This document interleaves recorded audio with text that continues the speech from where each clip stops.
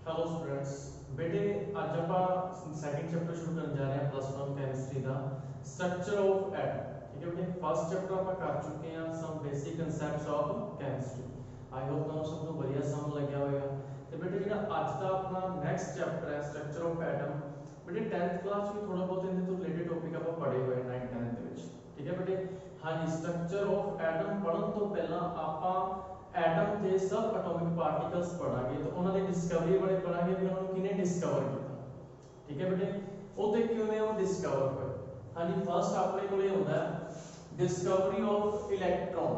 ठीक है, electron proton neutron जेडे तीन सब एटॉमिक पार्टिकल ने इलेक्ट्रॉन प्रोटॉन न्यूट्रॉन। हाँ जी, इन्हां तिन्नां बारे पढ़ांगे भी किन्हां ने डिस्कवर किया। ठीक है, ते किवें डिस्कवर किया ते इन्हां दे की चार्ज है। ठीक है, हाँ सब तो पहला फर्स्ट बेटे अपने चल रहा है discovery of electron, study of cathode ray, study of cathode ray. हाँ जी बेटे, विलियम क्रूक नाम का एक साइंटिस्ट सीगा। ठीक है बेटे, विलियम क्रूक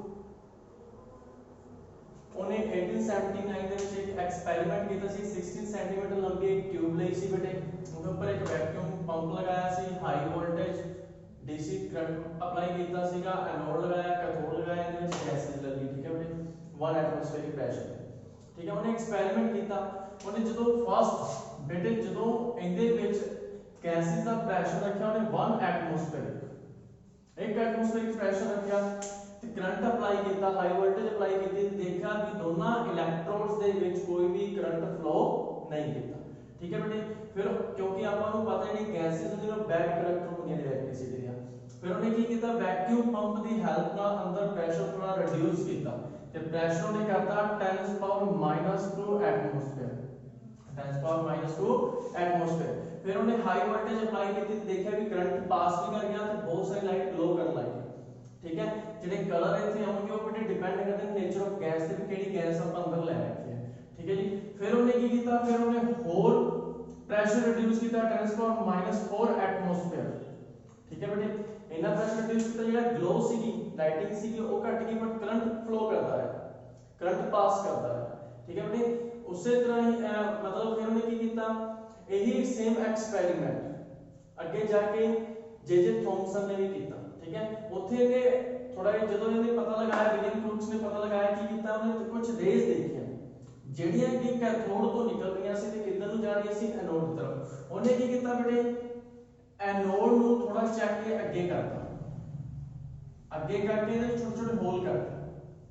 ਕੀ ਕਰਦੇ, ਇਹਦੇ ਵਿੱਚ ਛੋਟੇ ਛੋਟੇ ਪੰਚ ਲਗਾਤੇ, ਹੋਲ ਕਰਤੇ ਤੇ ਦੇਖਿਆ ਵੀ ਕੈਥੋਡ ਤੋਂ ਕੁਝ ਰੇਜ਼ ਨਿਕਲ ਕੇ ਇੱਥੇ ਉਹਨੇ ਕੀ ਕੀਤਾ, ਫਾਸਫੋਰਸੈਂਟ ਇੱਕ ਮਟੀਰੀਅਲ ਹੈ ਆਪਣੇ ਕੋਲ ਬੇਟੇ ਜ਼ਿੰਕ ਸਲਫਾਈਡ, ਉਹਦੀ ਕੋਟਡ ਕਰਤੀ, ਉਹਦੀ ਲੇਅਰ ਬਣਾਤੀ ਇੱਥੇ ਤੇ ਜਿਵੇਂ ਹੀ ਇੱਥੋਂ ਕੁਝ ਪਾਰਟੀਕਲਸ ਇਹਨੂੰ ਪਾਸ ਕਰਕੇ ਇੱਥੇ ਸਟ੍ਰਾਈਕ ਕਰਦੇ ਸੀ ਤੇ ਥੋੜੀ ਲਾਈਟ ਗਲੋ ਕਰਦੀ ਸੀ। ਜਿਵੇਂ ਇਹਦੇ ਤੇ ਸਟ੍ਰਾਈਕ ਕਰਦੇ ਤੇ ਲਾਈਟ ਗਲੋ ਕਰਦੇ, ਤੁਹਾਨੂੰ ਪਤਾ ਲੱਗ ਗਿਆ ਕਿ ਕੁਝ ਪਾਰਟੀਕਲਸ ਕੈਥੋਡ ਤੋਂ ਨਿਕਲ ਕੇ ਕਿੱਧਰ ਨੂੰ ਜਾ ਰਹੇ ਨੇ, ਐਨੋਡ ਦੀ ਤਰਫ।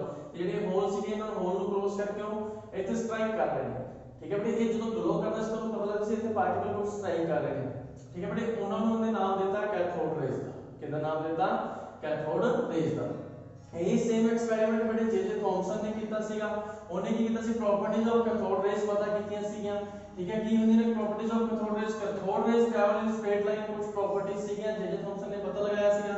ਕੈਥੋਡ rays are made up of material particles, cathode ray carry negative charge, they affect the photographic plates, they possess penetrating effect। ठीक है बेटे, ये कुछ नहीं और भी सीखिया, और भी प्रॉपर्टीज बहुत ज्यादा ने।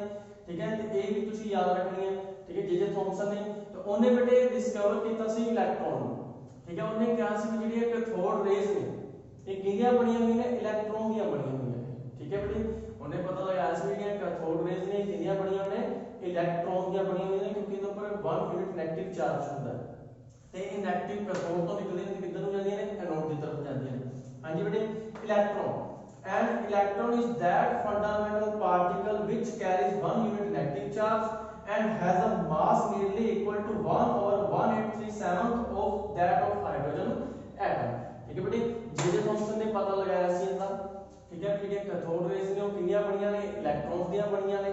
ठीक है, ਇੱਥੇ ਡਿਸਕਵਰੀ ਹੋਈ ਸੀ ਇਲੈਕਟ੍ਰॉन्स ਦੀ। ठीक है। कैथोड रेज तो डिस्कवरी कितनी हो गई सी बेटे इलेक्ट्रॉन्स दी। विलियम ब्रूक्स ने एक्सपेरिमेंट किया सी, जे थॉमसन ने वापस इनको फिर रिपीट किया ते इलेक्ट्रॉनां दा पता लगाया।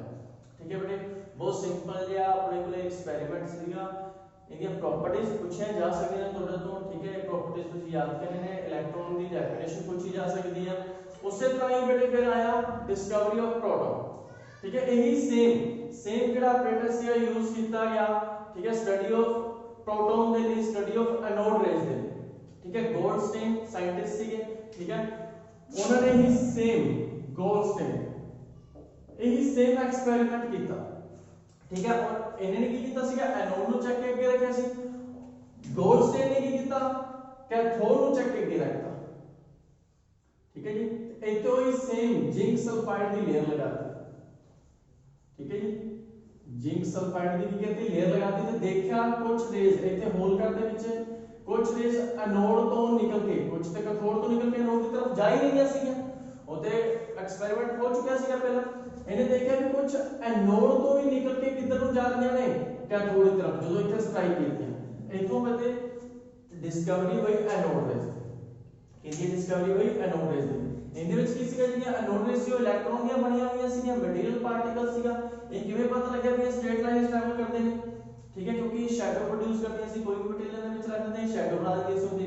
इथों पता लग्या cathode rays made of material particle. एक ही पता लग्या क्योंकि इहदे विच कोई व्हील वगैरह रखता, जदों लाइट पास कीती तो व्हील रोटेट करन लग गया। आपको पता ही नहीं है लाइट कल्ली हुंदी है, बीम ऑफ लाइट हुंदी है, ये व्हील रोटेट नहीं कर सकती। सिर्फ मटेरियल पार्टिकल जदों व्हील स्ट्राइक करनगे उदों ही व्हील रोटेट करदा है। उतों पता लग्या मटेरियल पार्टिकल्स दी बणियां ने। ठीक है, नेगेटिव चार्ज का पता लग्या कैथोड नेगेटिव पॉइंट तो निकलिया सी, नेगेटिव चार्ज है। उसी तरह इनका पता लग्या बेटे ये एनोड तो निकल रहा है।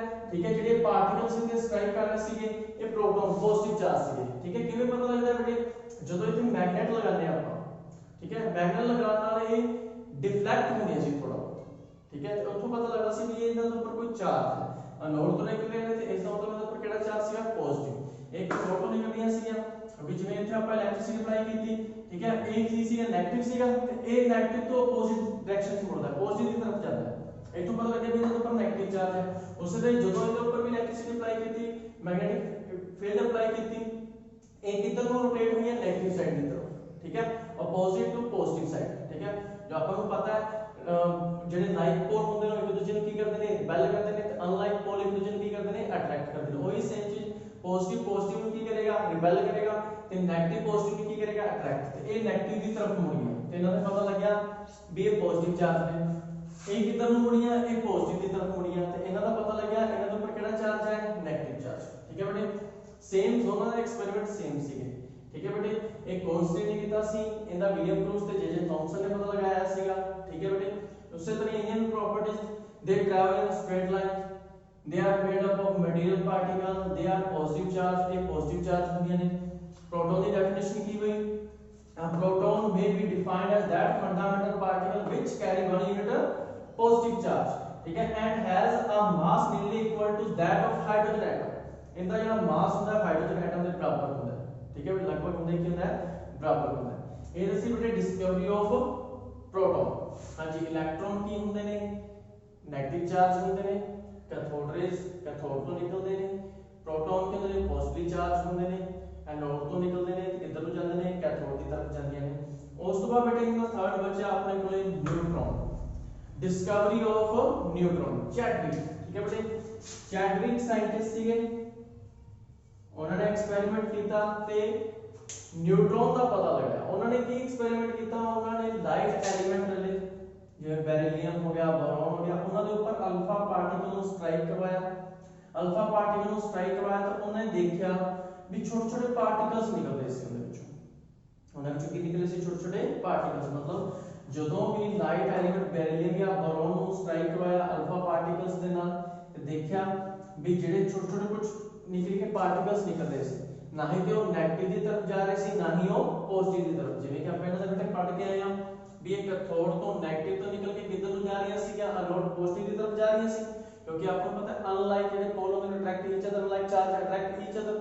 ठीक है, तो ये एनोड तो निकल के किधर नु जा रही सी या कैथोड की तरफ, पॉजिटिव तो निकल के नेगेटिव की तरफ जा रही सी। बट जेडियां ए वाले पार्टिकल्स सी, ए वाले पार्टिकल्स ना ही पॉजिटिव साइड जा रहे सी ना ही ये नेगेटिव, मतलब ना ही ये पॉजिटिव ने अट्रैक्ट कर रहे सी ना ही ये मतलब कि कोई भी डिफ्लेक्शन शो नहीं कर रही सी, ना ही नेगेटिव ना ही पॉजिटिव ना, मतलब इन्हां दे ऊपर की सीगा करे इन्हां नू न्यूट्रल कहा गया, कोई चार्ज नहीं, नो चार्ज, ना ही पॉजिटिव ना ही नेगेटिव, क्योंकि जो चार्ज होता है ये अट्रैक्ट होने या कि होने रिपेल होने, ठीक है, ना ही अट्रैक्ट होए ना ही ये रिपेल होए, मतलब इन्हां दे ऊपर कोई चार्ज नहीं सी। की बनती है बेटे जी ਆਪਾਂ ਉਹ ਫੈਕਟਰੀ ਦੇ ਆਪਾਂ ਪਤਾ ਜਿਹੜੇ ਅਲਫਾ ਪਾਰਟੀਕਲ ਹੁੰਦੇ ਨੇ ਹੀਲੀਅਮ ਹੁੰਦਾ